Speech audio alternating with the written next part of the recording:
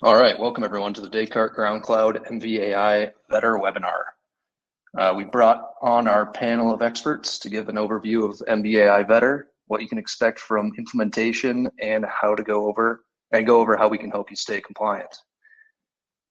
First off, we have Jerry Veras, VP of Safety at Descartes and industry expert in safety, who's going to go over VEDR and some of the compliance. We also have John Vinje, our product lead for VEDR and MV+AI. He's going to speak on some of the technicals and how MV+AI will function. And then finally, we have Dan Rolland, Director of Sales, to go over how Descartes GroundCloud will help support you through the rollout. First, we're going to go over quickly what VEDR is, why it's important.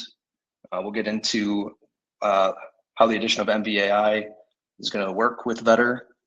We'll dive into the AI event recognition, what you guys can expect from that, go over the new key indicators, and then best practices for keeping your fleet compliant, and finally, why you should stick with Descartes GroundCloud for your VEDR. We will finish up with an open Q&A. We've added some extra time on today to make sure we have time to answer everyone's questions. Feel free to use the Q&A tab on the right of your screen. You can ask any questions you have throughout the webinar. We'll either address those as they come up or get to them during that Q&A portion. Without further ado, I'm going to pass it off to Jerry. Take it away. Thanks, Mitch. All right, everybody. So we're going to start out with the basic question of why VEDR. Mitch, if you want to go ahead and cue up the short little video. And they're caught red-handed thanks to a woman who has a dashboard cam. Check it out. She's driving down the road. Now check out this guy. He backs in his bike there. Oh, that didn't happen. Rams right into the bumper, jumps up the hood himself. Now the woman completely freaked out by what's going on. Now look at the guy. He comes out from the corner. He's like, hey, I saw everything. I saw it all. She was at fault. That's when right here, she's going to point to her. I've got a camera right there. And both these guys make a run for it. Oh, you're look out. Watch this part. One guy runs to the right there, the guy with the bike on the left. And he goes, hey, buddy, this way. This way. And then he runs again. Here's, look at that. Oh, isn't that crazy? Wow. What is he, a soccer player? Unbelievable. That's good. All right, thanks, Mitch. So if you want to go ahead to the next slide. All right, so for those of you who are asking why VEDR, that's one of the main reasons is when I started with FedEx back in '95, we had two lawyers. Now we have 2 floors of lawyers because we have a giant target on our truck. So whether you like it or not, you are a giant target out there, and people will do anything to try to get money out of FedEx. So it's there to, number one, protect you and FedEx from false claims.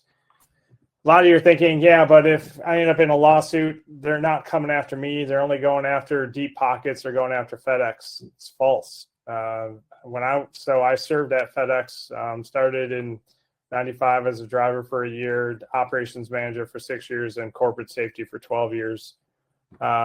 Now those lawyers come after every penny possible. So yes, they're going to hit FedEx hard, but they're going to come after you as well. So just be aware, right? So this is there to protect both you and FedEx. The other one, the middle one there, it's to improve driving, right? And the first lesson is to learn that we are all humble. You need to understand that even if you've been driving for a long time, we all have the opportunity to be better drivers. And the best part about the new MV+AI VEDR system is that instead of you as a manager trying to work with your drivers the following day or days later, it corrects your drivers right then and there. The last one is it affects CSA scores. And this is not CSA in terms of contracted service area. So for those of you who don't know, CSA is it's what the government uses to grade every motor carrier. Basically it's a scorecard for every motor carrier. They score the carriers to determine if they are a hazard on the roadways. Without getting into it very deep, these cameras are part of this safety push by FedEx to ensure that we don't get, or to ensure that FedEx does not get shut down because of their high CSA scores. So again, remember, your drivers or you as an owner, you're not only running your own company, but your drivers affect everybody else around you in your station and also within FedEx. All right, Mitch, you go to the next slide, please. And here's why. So we're going to do some quick math, which is called DOT math. And if you were to quickly add up those numbers, Mitch, if you can hit there you go. You're probably thinking, Jerry, you might be really good in safety, but you're terrible at math. Like, that's not even close. So that 101, Mitch, if you want to hit the space bar, that's the total number of vehicles that is out there that has FedEx's number on it.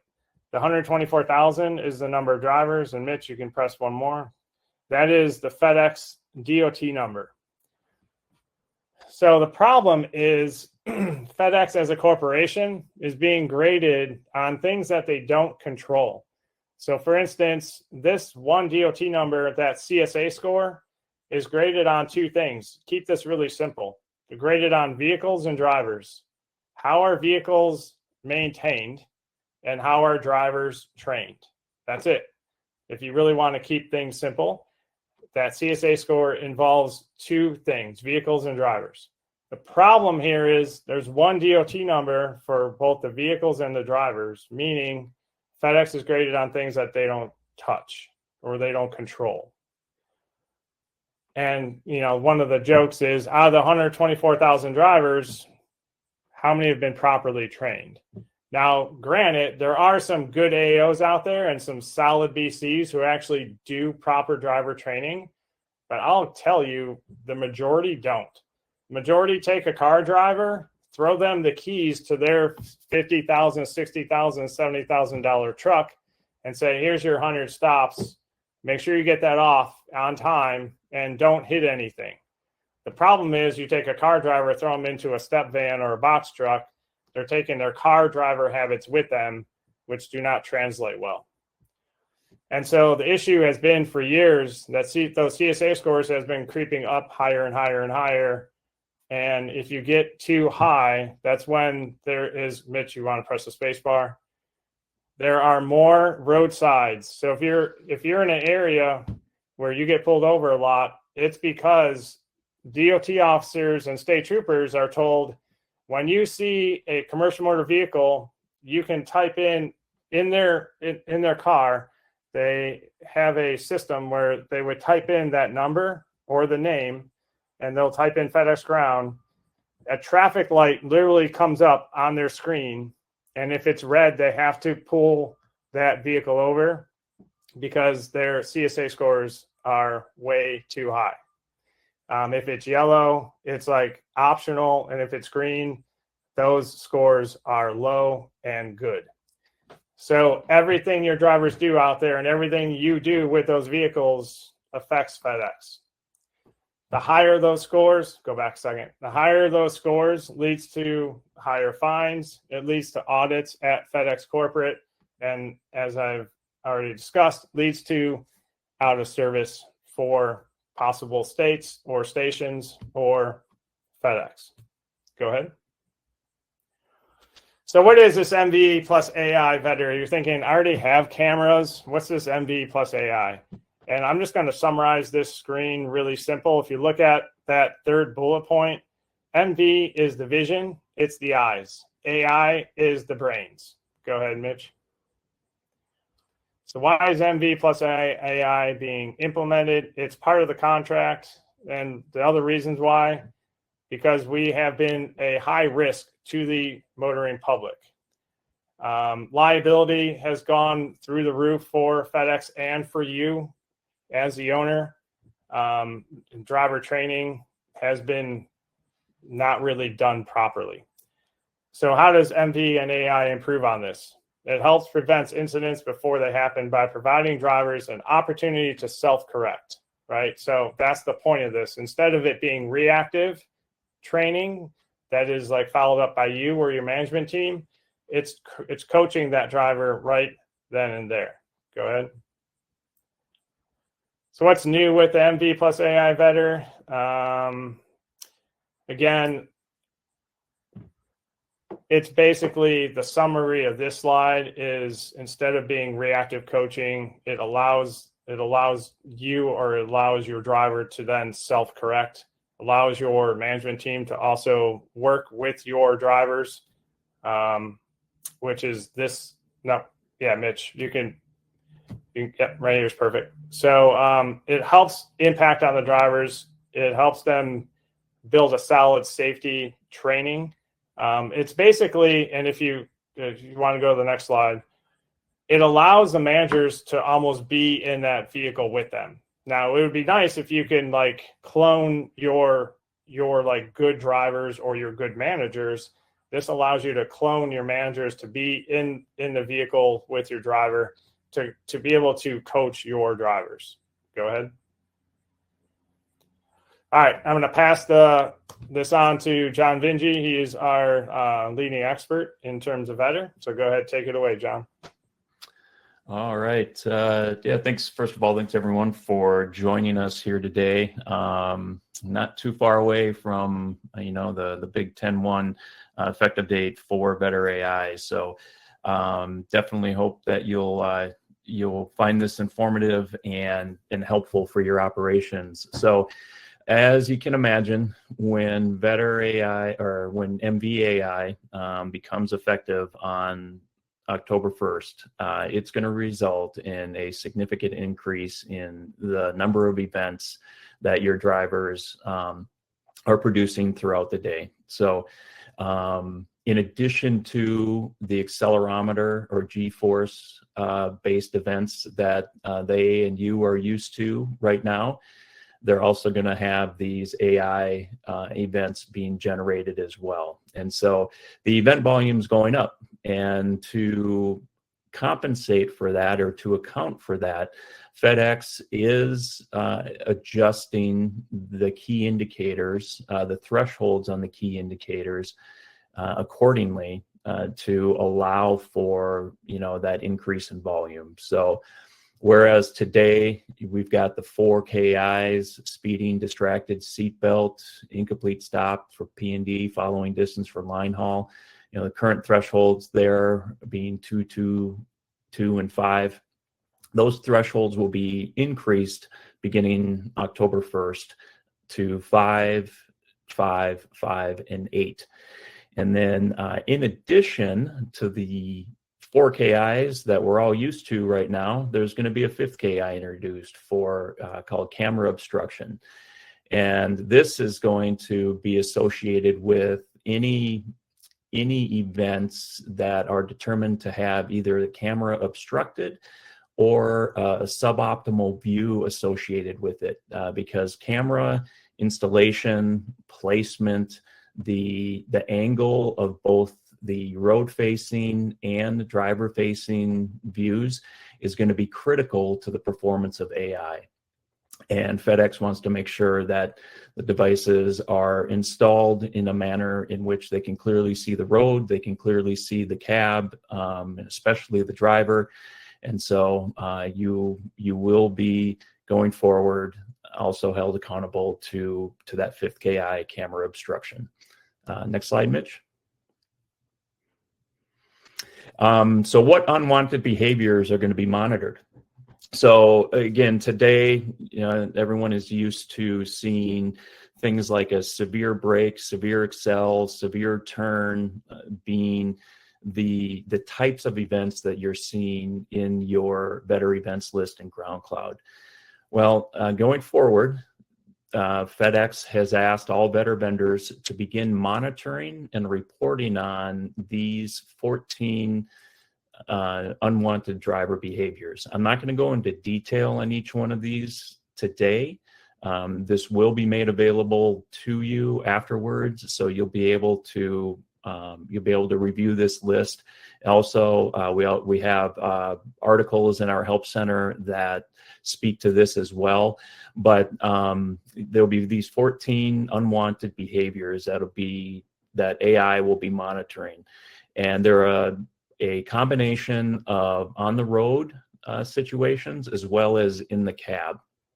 And for the most part, Mitch, if you go to the next slide, for the most part, the driver is going to have an opportunity to self-correct their behavior after the devices have detected one of those unwanted behaviors. So we have an example here of what a no seatbelt situation will look like for a driver.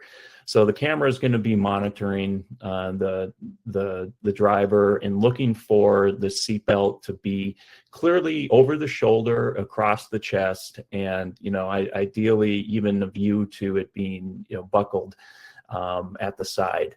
And so if the camera notices that or cannot determine that the seatbelt doesn't exist, it's going to give an initial alert. There'll be basically a series of dings to get the driver's attention, followed by a verbal fasten seatbelt. Now the driver is going to have an opportunity to correct that situation, and they're going to be given a window of time to do so. FedEx is very close to finalizing just what these detection delays and these alert delays are going to be.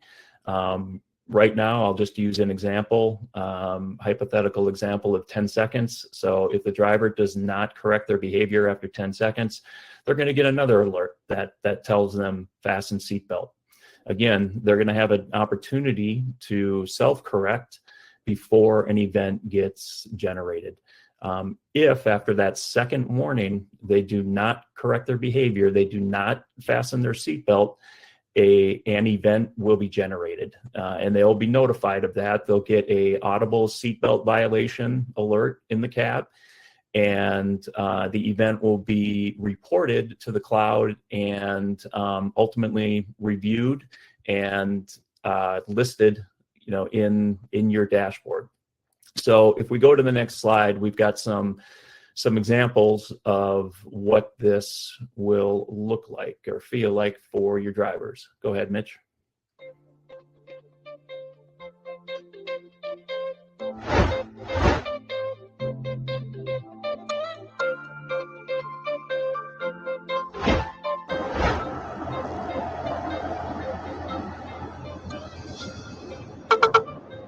Fasten seatbelt. Fasten seatbelt.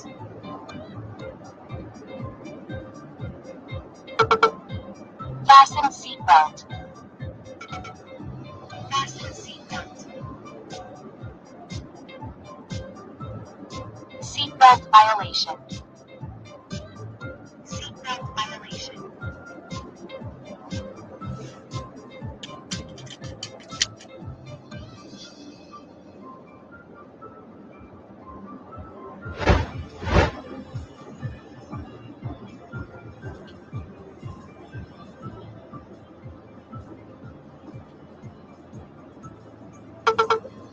Cell phone warning.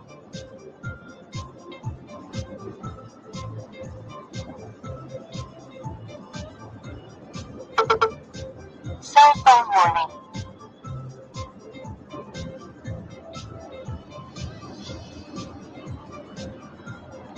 Cell phone violation.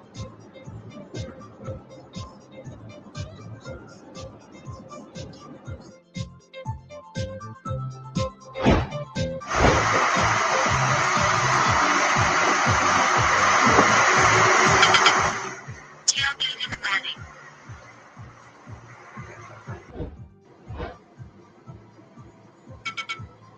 Increase bandwidth distance.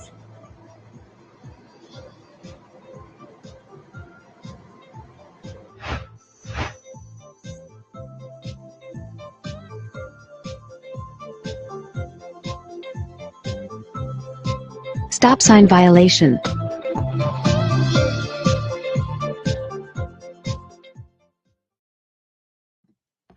All right, so that gives you a taste of what that in-cab experience is going to be like for your drivers. Not all event types or unwanted behaviors will come with multiple warnings like that. FedEx has defined some as being single alerts, meaning once the camera has detected the unwanted behavior, the event gets generated. Again, the details of each event type and the associated alerts or warnings that come with them can be found in our Help Center articles.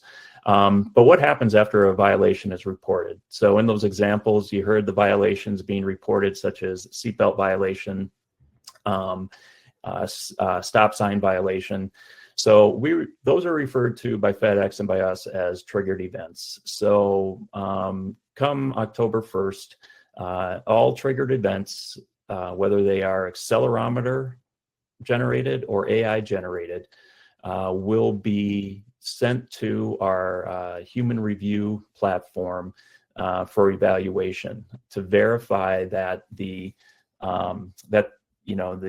event was indeed a true positive event, and to assign the proper evaluation code to it. So I know with AI, there's a lot of questions I get around false positives and how are those going to be handled. Your drivers may experience some false positive alerts within the CAD, but know that every event that gets generated goes to our human review team, and if it is truly a false positive result, it will be evaluated as no issue and it will not count against your KIs. But if the human review process does determine that a violation took place, the event will be flagged as a coachable event, and it will appear in your GroundCloud dashboard, and will be able to be treated just like any of the events, accelerometer-based events today. And then if we, while coaching is not a FedEx requirement anymore, it's not a KI, right? It is still highly recommended that you be following up with your drivers and coaching them when you see these behaviors, because going back to what Jerry was talking about, ultimately it all comes back to those scores and not only your reputation, but FedEx's reputation out on the roads. So if you go to the next slide, Mitch, what we have here is the current list of what coachable events actually impact key indicators. So that, the list of events that FedEx has vendors now monitoring for is quite long. But not all of those events and the associated evaluations actually end up counting against your KIs. So what we've done here is provided a list of, for each KI, the evaluations that if applied to the event would actually count against your KIs. Again, this information will be available to you after this call on our Help Center, so that you can validate if you're not already aware, just which ones will have an impact on KIs or not. But know that not necessarily everything that ends up being flagged as a coachable event that impacts your KIs. Next slide, Mitch.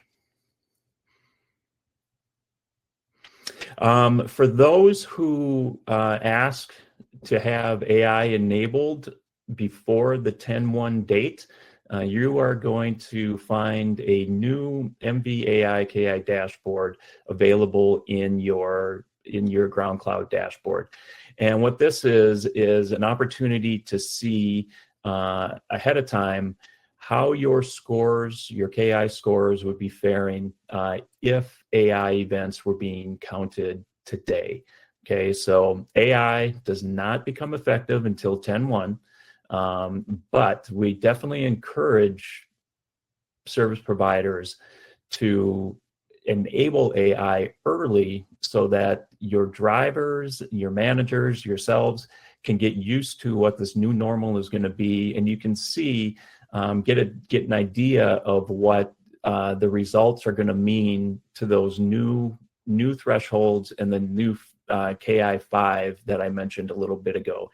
So at the moment, enabling AI requires a call into GroundCloud support. It's not being done automatically for customers, but those who do call and ask for AI to be enabled, you will also be given this new dashboard to be able to see what your scores would be like if AI was going to be, or if AI was being counted today. So again, important to note that this will not become official until 10/1. Okay, Mitch. I mentioned a little earlier that there are some important factors that go into the AI performance. Position on the windshield and camera angles are absolutely critical. So we definitely encourage everyone to be diligent about how you're installing the devices and checking to make sure that camera angles are appropriate.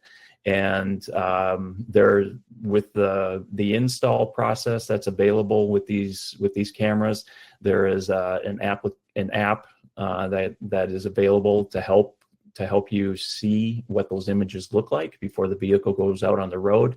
Definitely encourage you to take advantage of that. It's also going to be very important to make sure that you don't have any objects blocking or limiting the camera views, whether it be the road facing or the driver facing. All right, so think about from a road facing standpoint on step vans for P&D service providers. You've typically have the divided windshield in those cases, and making sure that the camera is not obstructed by that divider, that it's got a clear view of the road will be important. Making sure that if you've got the black dots, or called frits, at the top of your windshield, that your cameras are not installed in a way that the road view has to go through those dots in order to see the road. You want to make sure that the view is free of that. In the cab, you're looking for things like keeping other mobile devices like iPads or phones out of the line of sight of the camera and the driver, because that can block views for things like seatbelt, or it can actually cause the camera to be confused and think the driver is using a mobile device. And then on your vehicle details profile, it's going to be very important to make sure that each of your vehicles has the appropriate vehicle type set, because AI is heavily dependent on understanding what your vehicle width is and what, in general, how high off the ground your device is installed. And it estimates that based off of the vehicle type that you have defined in your vehicle details. So we definitely recommend making sure that those are set properly. So if you go to the next slide, Mitch, just some install tips here before I get to some examples of what I'm talking about. So if you're replacing an old device, we highly recommend you disassociate the vehicle first in your portal. If you need help with that, you definitely call our customer support line to accomplish that. And then we recommend activating the new device in your portal before actually installing it. So you'll find serial numbers on the install guide, on the boxes, on the device itself, and passwords as well. So hopefully, it's fairly straightforward there for you. And then, I've just talked about the correct camera positioning. Well, there's our devices are manufactured by our partners called Waylands. Waylands has an application that can be used to be able to view the camera, road-facing and driver-facing camera angles, prior to the vehicle going on the road. So definitely use that to make sure that your camera angles are adjusted properly and there aren't any obstructions. And then again, if you need to, or when you're ready, contact GroundCloud support to have AI enabled. So Mitch, if you go to the next slide. what we've got here are some examples of good camera positioning and poor camera positioning. So in general, what we recommend is, from a road view standpoint, the horizon should be just above the middle of the view, right? So if the camera angle is too low and we see too much of the vehicle's hood, or it's too high and it's really pointed at the sky, that's going to make it difficult for AI to be able to determine what's happening out on the road. So keeping that horizon in just above the middle of the road view is ideal. And then from a driver view standpoint, having a clear, unobstructed view of the entire cab is going to be critical. And so if we go to the next slide, we'll see some examples here of real life examples of some optimal implementations. So these come from some of your fellow service providers out there who already have AI enabled.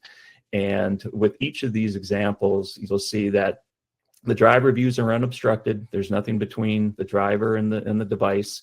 The entire cab is clearly visible. So like with the image on the right, you can see that the passenger is also clearly seen.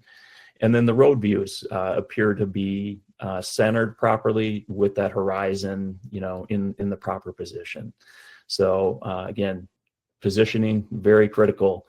So if we look at what some bad examples are, on the left here, we've got both the road view and the driver view that have issues. So on the left, you've got the frits that I was referring to earlier, those black dots there at the top, along with probably the rear view mirror, or maybe another technology, right, that's obstructing the road view.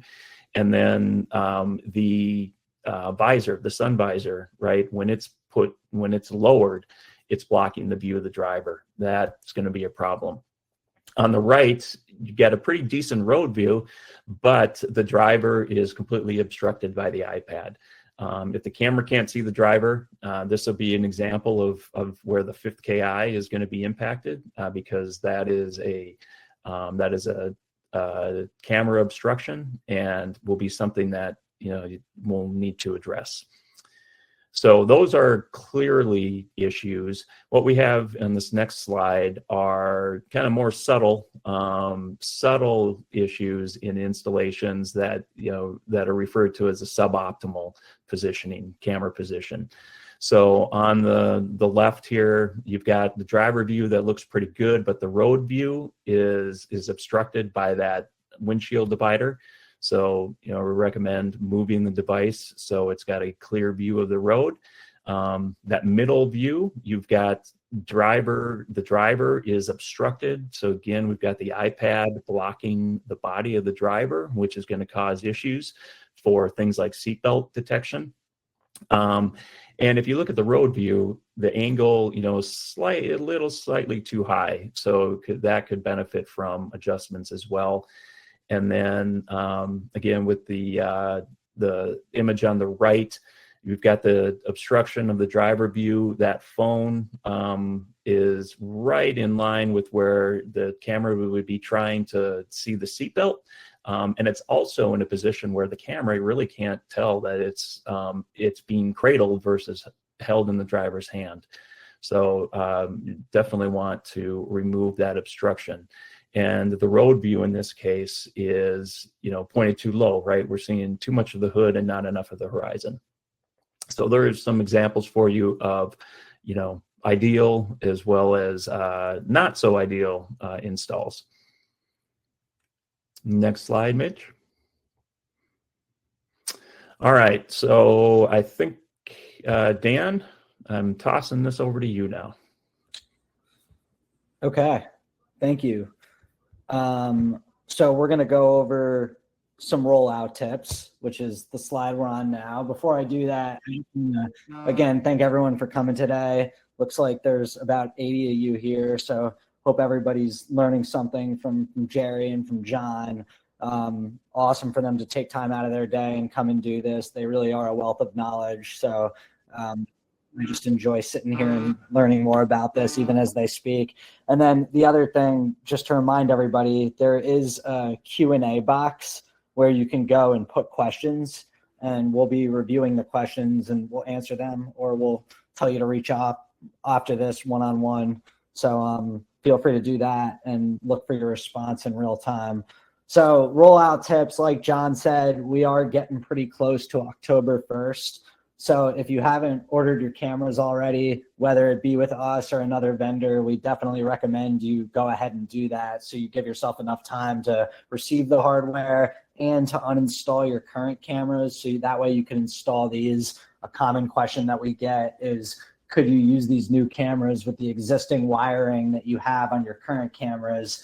And unfortunately, the answer is no. You need to completely uninstall the current cameras and the wiring that you have in order to install these cameras. The good thing about these cameras, I know John already touched on this, but they are much easier to install, and they do not require a professional installation company. So they plug directly into the OBD port, and you could just self-install them, plug and play style. So that's really nice. And each installation really only takes about 8 to 10 minutes. The other thing is, if you want your AI turned on before October, which we recommend you do, just notify GroundCloud and we'll go ahead and get it turned on. I believe FedEx also is basically giving you guys a free pass on your KIs for the rest of this month if you do turn it on early. I think you have to turn it on by the 15th. I might be off on those dates, but basically they're giving you an incentive to go ahead and turn the AIs on early. And we recommend doing that because this is going to be a bit of an adjustment for the drivers and for the contractors. A key difference between how the cameras that you have now work and how the AI cameras work is the cameras that you have now require some sort of G-force trigger in order for an event to be triggered. So even if it's distracted driving or a driver's not wearing a seatbelt, for example, up until October, it still does require some sort of G-force trigger for that to trigger an event. It's not going to trigger an event solely because your driver doesn't have a seatbelt on, or it's not going to trigger an event solely because your driver is using their cell phone. And part of what the AI is designed to do is to pick up on distracted driving and pick up on unprofessional driving behavior, even without a G-force trigger. So if a driver's on their cell phone or a driver's not wearing a seatbelt, it is going to trigger an event. The good thing about it is it's going to provide an in-vehicle audio alert to the driver and give the driver a chance to self-correct before it does actually trigger an event. So, if your driver's not wearing a seatbelt, they're going to hear from the device that they're not wearing a seatbelt, and they're going to have a few seconds to put the seatbelt on before it actually triggers an event, which is not something that the old cameras had. So again, it is going to be a bit of an adjustment. And because of that, we think it is a good idea to kind of get ahead of this and see how this is going to impact your vehicles and impact your drivers ahead of October 1st. So there's that. You want to go, actually, one more thing before you go to the next slide. So another question that we get is, okay, so now that these cameras have AI, does that mean that FedEx is going to see all the different videos that happen and have access to all the data? And nothing's going to change in terms of what is being given to FedEx. FedEx has always had the right to come to you and ask you for footage. That's been the case with the existing cameras. It's been the case ever since you've had to have VEDRs in your vehicles. So nothing's changing. They're not getting access to extra footage. If they want the footage, they still need to request it. Same thing with the KIs. All FedEx knows is whether you pass or fail a KI. They're not being alerted of each individual incident. So nothing's changing on that front. Mitch, can you go to the next slide? So why go with Descartes? Hopefully, after hearing some of the things Jerry talked about and some of the things John talked about, a big reason you either want to stick with GroundCloud or maybe switch to GroundCloud is really the expertise that we bring. A lot of people that work at GroundCloud have years of experience working at FedEx. Even the head of our support, who's on this call, Mike Whiskey, who a lot of you have probably dealt with, he used to work at FedEx and is extremely knowledgeable on the FedEx ecosystem. So, one of the big things that people really love about GroundCloud is our in-house support. And none of that's changing with these new cameras. You're still going to have the same in-house support that you've always had with GroundCloud. So hopefully you're not having to deal with support too often, because that means you're having issues. But hopefully when you do from time to time have to deal with support, it's a quick and pleasant experience, and you're dealing with a knowledgeable rep who's local, who has a ton of expertise on the FedEx ecosystem. So that's a big thing. And then, we are the only vendor that has in-house safety program coupled with our VEDR program. And, not only do we have the proactive safety that a lot of you are probably already enrolled in, but being able to have access to reactive coaching and assign reactive coaching modules to drivers based on triggers that happen. So what I mean by that is, if a driver's speeding, instead of just the camera giving you an alert and there being some sort of in-vehicle audio alert, taking it one step further and actually assigning a reactive coaching module to the driver. So the next time the driver goes to start their shift, they're going to see an actual video of themselves speeding. And then watching that video, they're going to get a little short reactive coaching module on why that's not safe and why they shouldn't speed. And, when you combine the AI cameras with the reactive coaching and the proactive coaching, and when I say proactive coaching, that's the ongoing safety training that FedEx requires you to have. And you have to do it on some sort of monthly basis. And many of you use GroundCloud. So those safety modules that the drivers take on a twice a week basis, if you're pickup and delivery, or on a once a month basis, if you're line haul, that's what I'm talking about when I say coaching. And when I say reactive coaching, it's when there's an actual triggered event that happens, and then there's a reactive module that either gets automatically sent to the driver if they're assigned to a route and on pickup and delivery, or if they're not, you're able to go in there, or a manager is able to go in there and assign a coaching module to that driver based on that actual event. And that's something where you're also able to do whenever you want. So you have access to this entire library that Jerry and his team continue to update, and they'll add videos to based on new laws or new trends that they're seeing in the industry. And you're able to pull safety modules from that supplemental library and assign it to your drivers really whenever you want. So not only do you have the proactive, which is happening on a specific schedule, you then have the reactive, which happens based on triggered events. And then you have access to this whole supplemental library of hundreds of modules that you can use whenever you feel is necessary.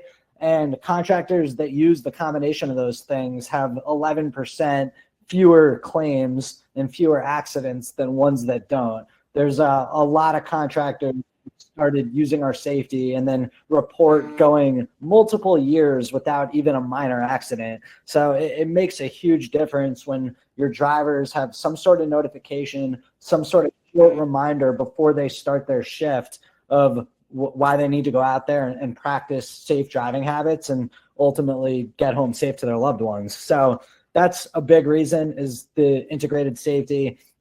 And then the other thing, obviously this whole AI concept is somewhat new, but the way it works is the AI continue to get smarter and make better decisions as it collects more and more data. In this case, sees more events, has more footage being processed through it.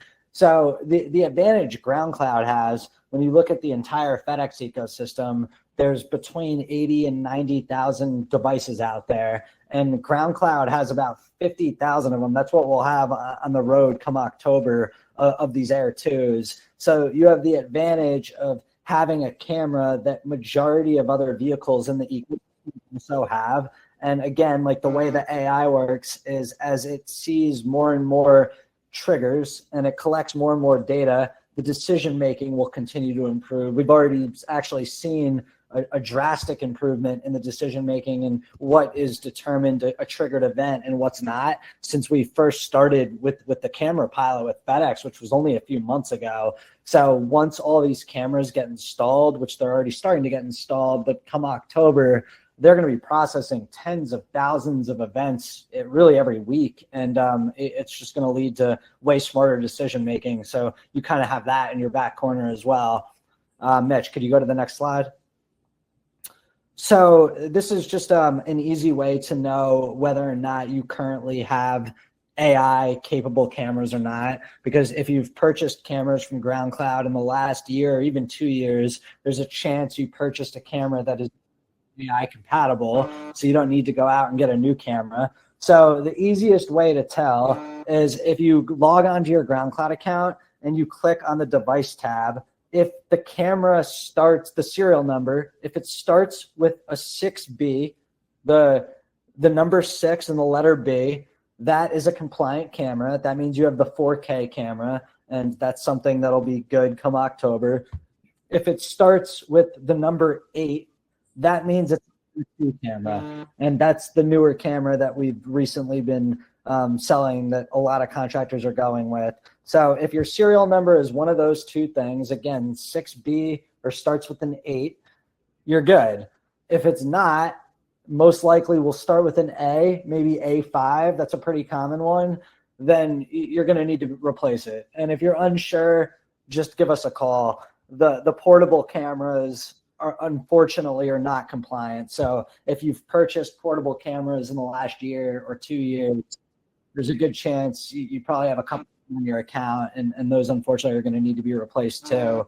The good news is the Air 2 model, which is the one that we're really promoting and doing a special deal on for Schedule B. Those are also approved for portable. You can get the same camera and you could use it for Schedule B and you could use it for portable. They're easy to install. I know we already touched on this, but they plug directly into the OBD port. So, and then it just sticks to the windshield. So it's super easy. You want to go to the next slide, Mitch? Oh, actually, before Q&A, let me just touch on what our offers are. I, for some reason, thought we had a slide for it. But, okay, so there's 2 offers if you haven't upgraded your cameras yet. The first offer is we've discounted the cameras to $149 a piece.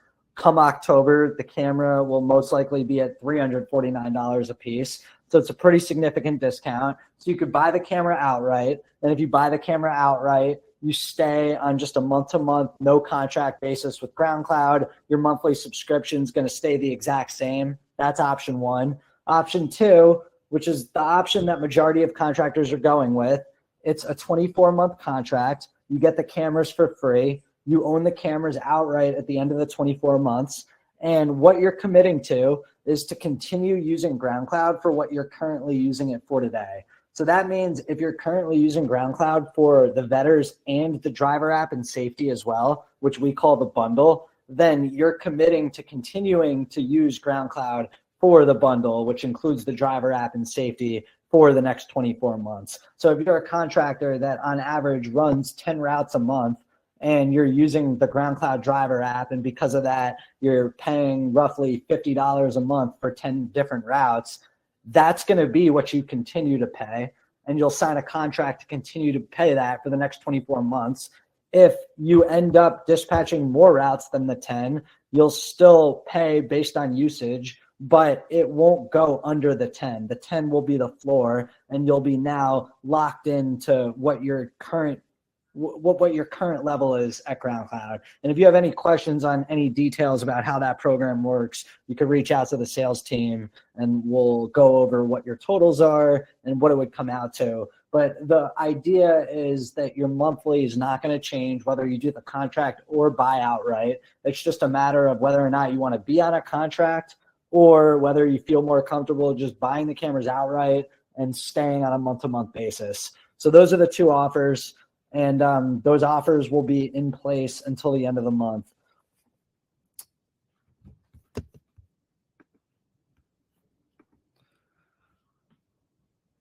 All right. Well, Mitch, all right, thanks. Yeah. We're going to move on to the Q&A. So we're going to be looking at all the questions posted in that Q&A tab. If any have come up, feel free to add them in, and we can start there. Let's see what we got.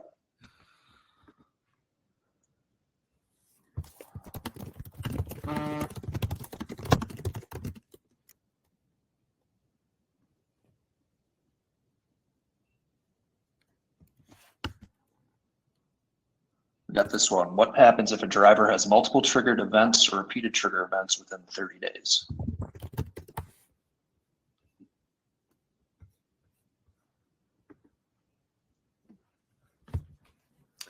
So I think the answer to that question is best answered from your station management or PGH itself, as they're the ones that control the consequences when it comes to events being reported.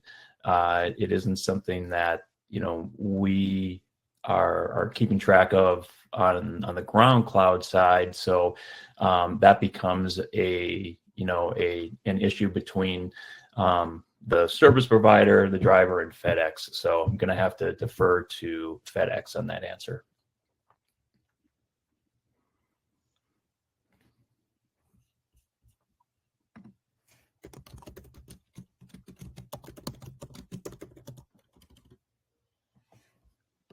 All right. When we dispute an event, how could we know that it did get overturned? Is there an update? Yeah, good question. That is something that currently, unfortunately, we don't have good visibility for you on. It just kind of disappears from your event list. We do have, as a feature request, enhancements to be made to the dispute process to provide more visibility into just what happened to your dispute. So at the moment, there isn't the ability to really get that sort of insight, but it is something that we've heard from customers, and an idea that we have in our feature list of potential features to introduce in the future.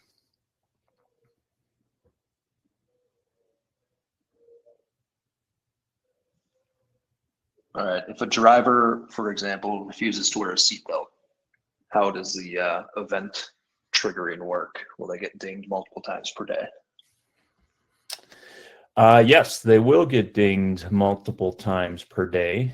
And it ultimately comes down to the behavior in question in terms of how often they could find themselves triggering an event. So again, I mentioned there are basically 14 behaviors that are being monitored, and all of them, with the exception of 3, don't have any associated kind of quote unquote cool down period associated with them. So that means that as soon as a driver triggers an event, if they don't correct their behavior and the device detects the behavior once again, it could be a matter of minutes before another event for the same behavior gets generated. So it will be obviously very important for the drivers to take the necessary action, because they will continue to be notified, and each event, right, will get logged, and if the proper evaluation is applied to it, it will count against KIs.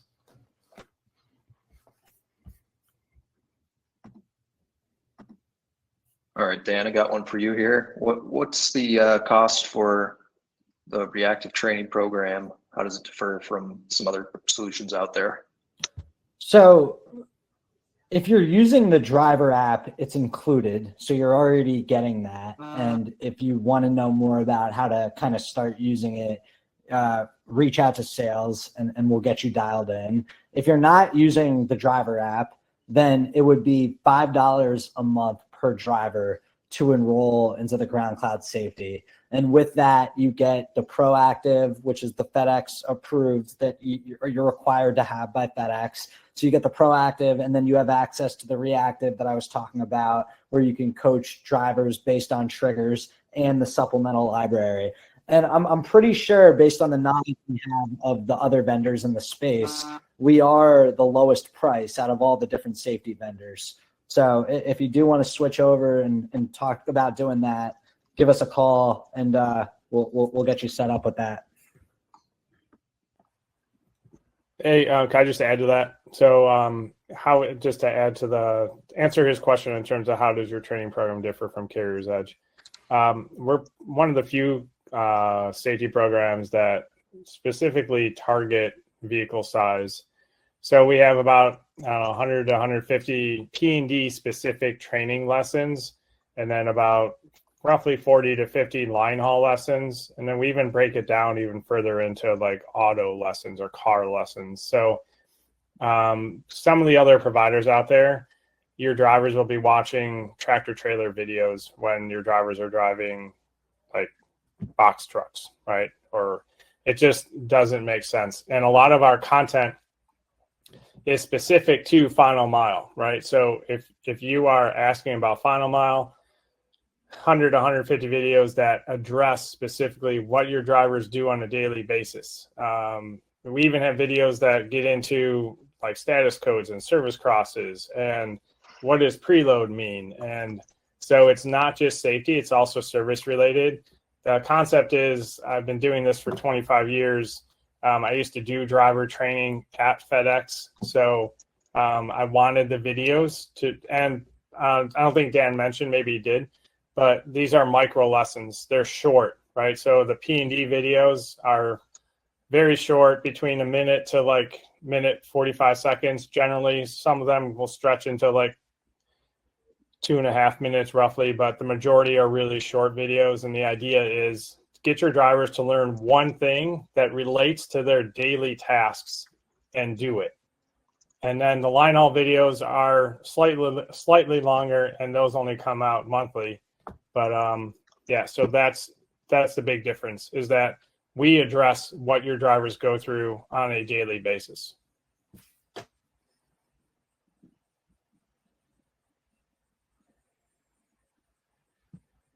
Going here, can the 4K cameras be used in a rental truck? Yes.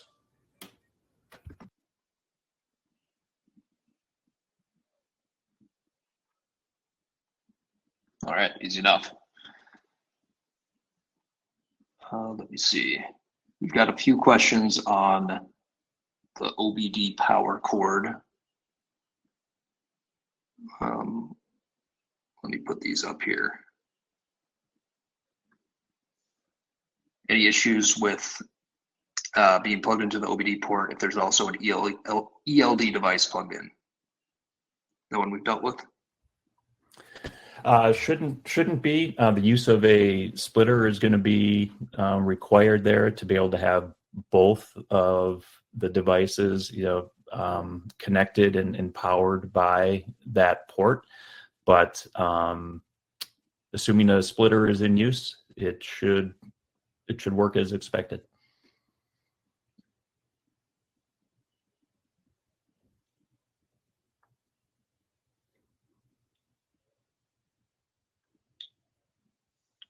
One here on OBD versus J1939 power cord.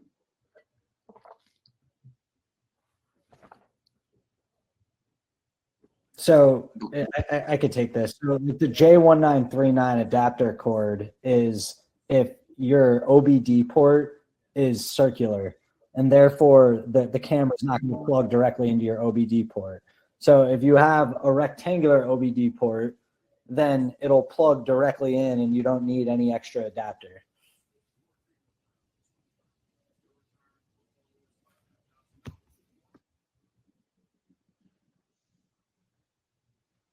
All right, we got one on key indicators here. Drivers will have, just so they're clear, drivers will have to have 5 of the same violations before making a contract fail KIs, or is it 5 of any type of event per driver, or is it 5 total for the whole contract?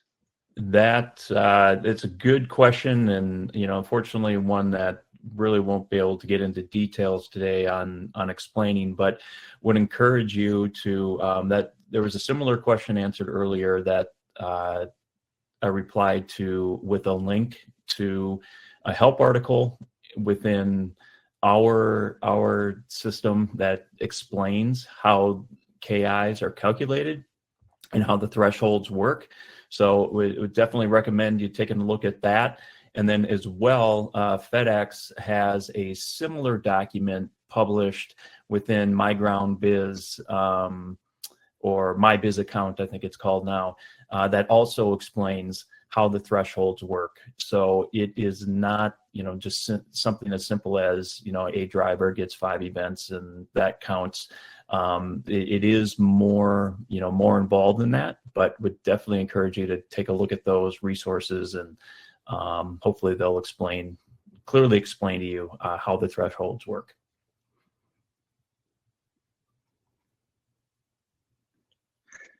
We've had a couple questions on volume. I'm going to put one up here. Just on whether or not it can be adjusted up or down. Yep. So right now, the volume on both of the AI capable devices that we have out in the field, the 4K and the Air 2, are set as high as the hardware will allow.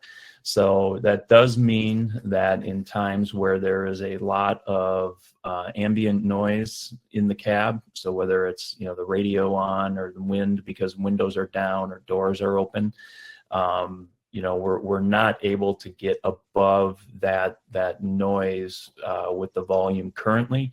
We are looking at options to supplement the volume. But right now, the devices are basically set as high as they can go, given the hardware capability. So we do know that can be a challenge for some environments. And at the same time, we've heard from other people that have asked us to reduce the volume because it's too loud. So it's definitely something that we're looking into and trying to find ways to make that part of the experience, a bit more adjustable.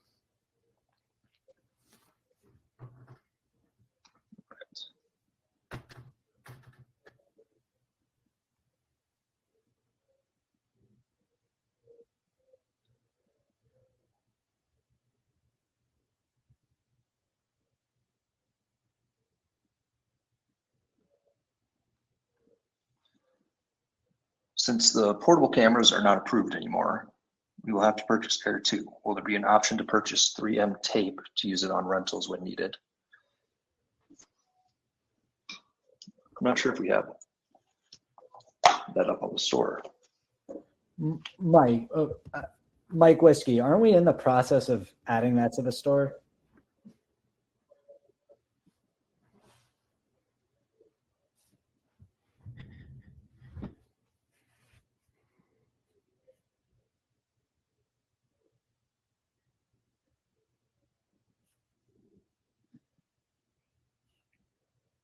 I'll just say I believe we are. There are a couple of questions around this just with peak season coming up. How people can swap out different mounts for their rental vehicles.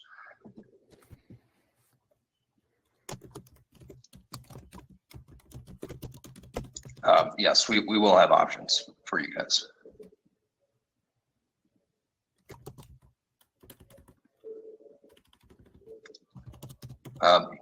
Here's a question: turnaround time for the human review team.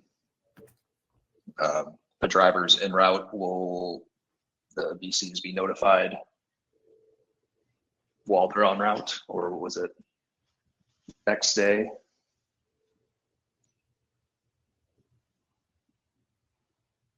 With the volume of events that is currently being generated and will be generated, certainly cannot guarantee that while the driver is on the route that the notifications will come through. But I know that our review team is scaling to a point where the volume, they can keep up with the volume itself. And I can't speak to specifically what, sort of SLAs are in place, to make sure that events are being reviewed and the notifications are getting back to the service providers, in a defined time period. But basically it's, the goal is as little time as possible. We want to have passed between event detection and review.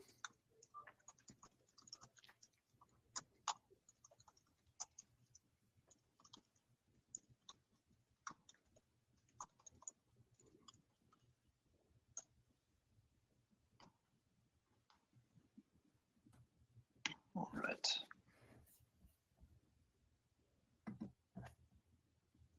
And a question, is there video or direction on how to install the cameras? There is. We have both an installation guide and video in our help center. I'll be following the Q&A. I'll share a list of different resources that you guys could use.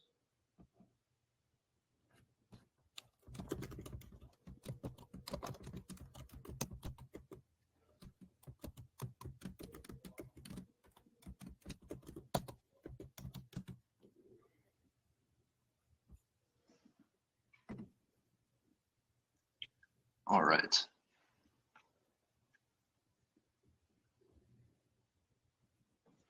I think we're going to wrap up the Q&A.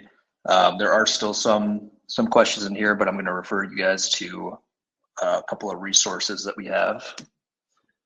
Well, one is your MyBiz account. There's a lot of good information there, especially as it relates to what exactly requirements are. We spoke to a lot of them today. But that is really what your source of truth should be. And then also, if you visit our help center, we have a lot of really good articles in there, kind of detailing either some of the technical things, installation, different events, and all of that. So I would ask you guys to check that out. If there's any other questions that you guys have after going through those resources, after the Q&A today, of course, you can always feel free to reach out to us directly, talk to our great support team. I'll be happy to help you guys.